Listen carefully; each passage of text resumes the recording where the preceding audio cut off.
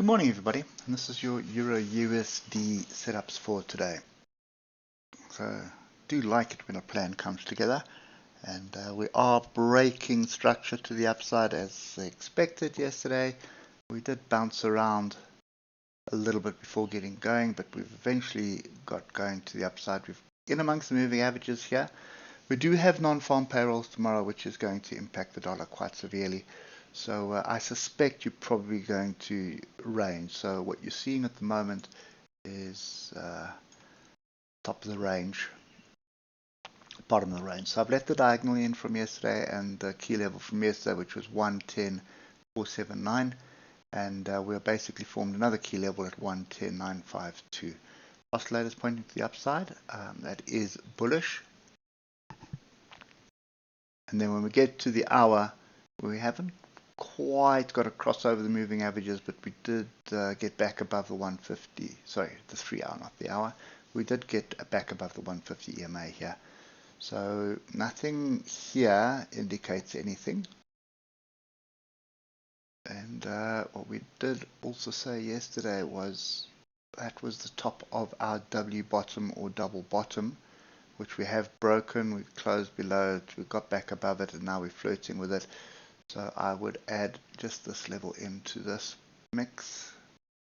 That's our zone we need to wait for support. So to be honest with you, I'm not going to climb into Euro USD just yet. I'll wait for non-farm payrolls before having a look at this again. So it does look like we're going to continue the journey to the upside at this stage, but I think the safe way of trading this is a clear break of 110.950 and retest of that area. That would get us moving to the upside. So you can see on the hour we've got the crossover. We are sort of flirting with the 150 EMA here.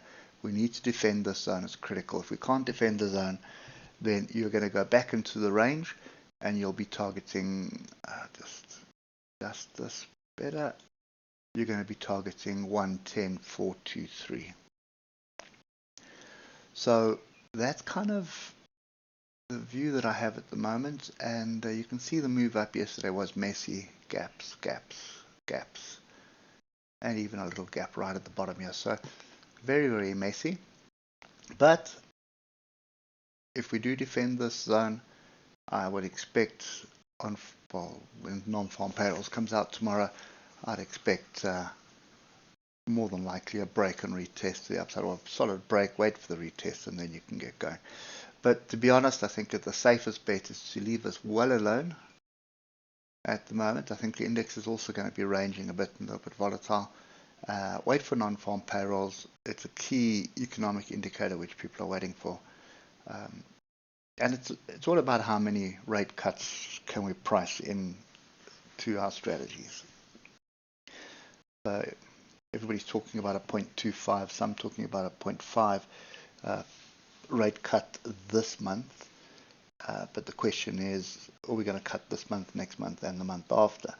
Or how far are we going to go? So that's kind of what people are trying to ascertain. And as soon as they figure that out, then it will be either we're going to range or we're going to drop a bit because it's below what we're expecting, or it'll be above what we're expecting, and you're going to see us break out. So patience is key here. Lots of structure, bullish structure forming here. My view is pay very close attention to 110.950.